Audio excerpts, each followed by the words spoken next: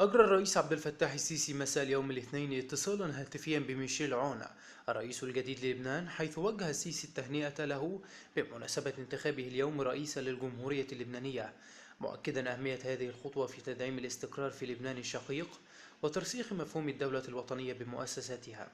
وأشاد السيسي بحرص مختلف القوى السياسية اللبنانية على إنهاء حالة الفراغ الرئاسي وإعلاء المصلحة الوطنية، مؤكدا وقوف مصر إلى جانب الشعب اللبناني الشقيق ودعمها له في مواجهة مختلف التحديات. كما أعرب الرئيس عن خالص تمنياته للرئيس ميشيل عون بالتوفيق في القيام بمهام منصبه الجديد، موجها له الدعوة لزيارة مصر في أقرب فرصة.